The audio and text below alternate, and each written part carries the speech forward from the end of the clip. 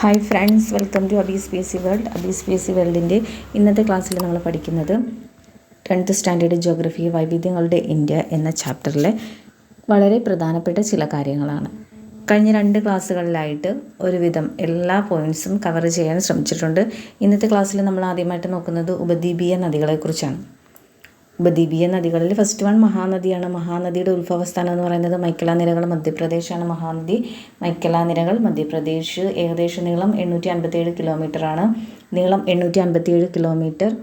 പ്രധാനപ്പെട്ട പോഷക നദികളാണ് ഇബ്, ടെല്ല് തുടങ്ങിയവ മഹാനദിയുടെ പോഷക നദികളാണ്. മഹാനദി മൈക്കല മലനിരകൾ മധ്യപ്രദേശിൽ നിന്ന് ഉത്ഭവിക്കുന്നു. നീളം 857 കിലോമീറ്ററാണ്. മഹാനദി ക്ലിയറായെന്ന് കരുതുന്നു. അടുത്തതായിട്ട് ഗോദാവരിയാണ്. പശ്ചിമഘട്ട മലനിര, അതായത് മഹാരാഷ്ട്രയിലെ നാസിക് ജില്ലയിൽ നിന്നാണ്, കറക്റ്റായിട്ട് മഹാരാഷ്ട്രയിലെ നാസിക് ജില്ലയിൽ നിന്നാണ് ഗോദാവരി ഉത്ഭവിക്കുന്നത്. 1465 കിലോമീറ്ററാണ് നീളം. 1465 കിലോമീറ്റർ. ഈ പോയിൻ്റ് ഒന്ന് ശ്രദ്ധിച്ച് പഠിക്കുക. 1465 കിലോമീറ്ററാണ് ഗോദാവരിയുടെ ഏകദേശ നീളം എന്ന് പറയുന്നത്. ഇനി പോഷക നദികൾ നോക്കിയാലോ. ഇന്ദ്രാവതി, ശബരി തുടങ്ങിയവയാണ് ഗോദാവരിയുടെ പോഷക നദികൾ. ഇന്ദ്രാവതിയും ശബരിയും.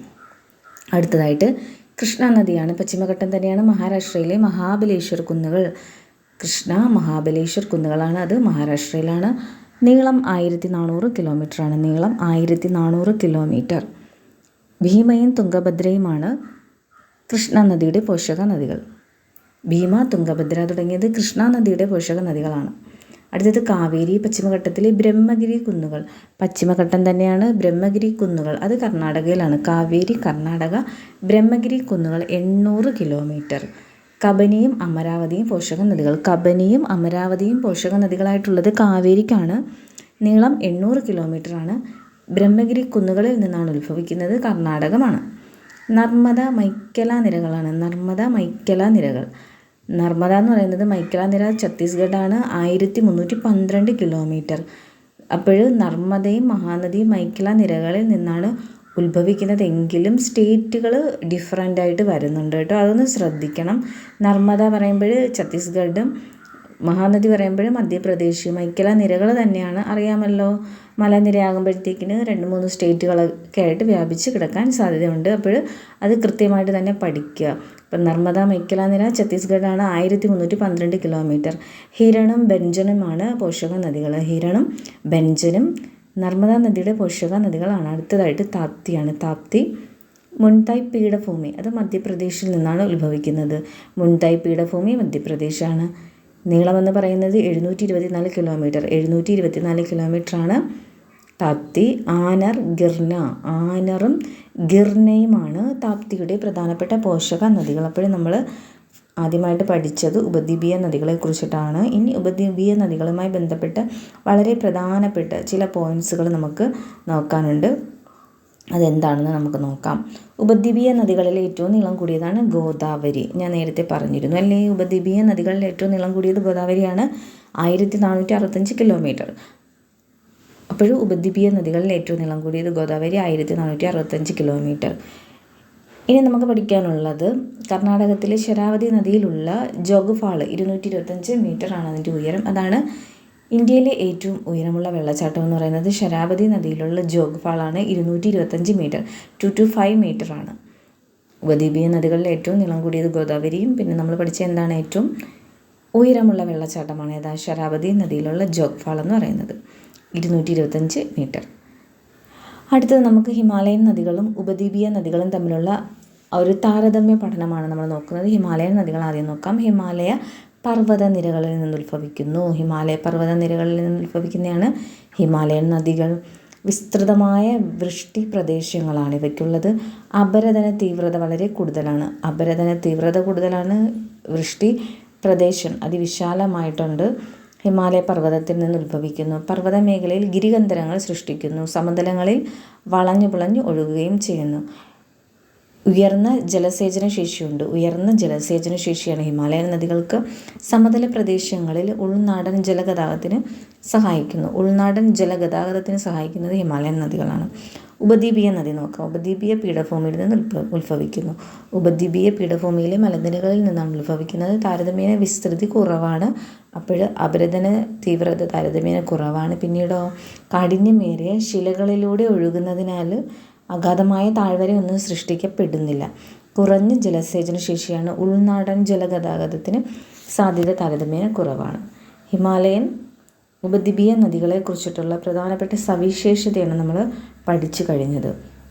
ഹിമാലയൻ മലനിരകളിൽ നിന്ന് ഉത്ഭവിക്കുന്നു. ഹിമാലയൻ നദികൾ വൃഷ്ടിപ്രദേശം അതിവിശാലമായിട്ടുണ്ട്. അപരദന തീവ്രത കൂടുതലാണ്. ഗിരിയന്തരങ്ങൾ സൃഷ്ടിക്കപ്പെടുന്നുണ്ട്. ഉയർന്ന ജലസേചന ശേഷിയുണ്ട്. ഉൾനാടൻ ജലഗതാഗതത്തിന് സാധ്യതയുള്ളതാണ് ഹിമാലയൻ നദികൾ. ഇനി ഉപദ്വീപീയ നദി എന്ന് പറയുമ്പോൾ അതിൻ്റെ ഓപ്പോസിറ്റാണ്. ഉപദ്വീപീയ പീഠഭൂമിയിലെ മലനിരകളിൽ നിന്നാണ് ഉത്ഭവിക്കുന്നത്. വിസ്തൃതി കുറഞ്ഞ വൃഷ്ടിപ്രദേശം. പിന്നെ അപരദന തീവ്രത കുറവാണ്. പിന്നീട് എന്താണ് പറഞ്ഞത്, അഗാധമായ താഴ്വരയൊന്നും സൃഷ്ടിക്കുന്നില്ല. കുറഞ്ഞ ജലസേചന ശേഷി. ഉൾനാടൻ ജലഗതാഗതത്തിന് സാധ്യത താരതമ്യേന കുറവാണ് ഹിമാലയൻ നദികളെ അപേക്ഷിച്ച്. ഇനി നമ്മൾ കേരള PSCയുടെ ഏറ്റവും പ്രധാനപ്പെട്ട ഒരു ഭാഗത്തേക്കാണ് പോകുന്നത്. പടിഞ്ഞാറൻ തീരസമതലവും കിഴക്കൻ തീരസമതലവും തമ്മിലുള്ള സാമ്യ വ്യത്യാസങ്ങൾ നമുക്ക് നോക്കാം. ആദ്യമായിട്ട് നമ്മൾ പടിഞ്ഞാറൻ തീരസമതലമാണ് നോക്കുന്നത്. ഇത് നോക്കി മനസ്സിലാക്കുന്നതിന് വേണ്ടി ഉപദ്വീപീയ ഇന്ത്യയുടെ ഒരു ഭൂപടം തന്നിട്ടുണ്ട്. അത് നോക്കി നിങ്ങൾ മനസ്സിലാക്കുക. അറബിക്കടലിനും പശ്ചിമഘട്ടത്തിനും ഇടയിലാണ് പടിഞ്ഞാറൻ തീരസമതലം. അപ്പോഴെവിടെയൊക്കെയാണ്? അറബിക്കടലിനും പശ്ചിമഘട്ടത്തിനും ഇടയിലാണ് പടിഞ്ഞാറൻ തീരസമതലം. അറബിക്കടൽ, പശ്ചിമഘട്ടം.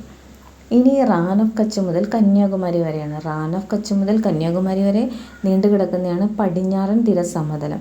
താരതമ്യേന വീതി കുറവാണ്. കിഴക്കൻ തീരസമതലത്തെ അപേക്ഷിച്ച് താരതമ്യേന നീളം കുറവാണ്. ഗുജറാത്ത് തീരസമതലം, കൊങ്കൺ, മലബാർ എന്നിങ്ങനെ തിരിക്കാം. ഇത് ഇമ്പോർട്ടൻ്റ് ആണ്.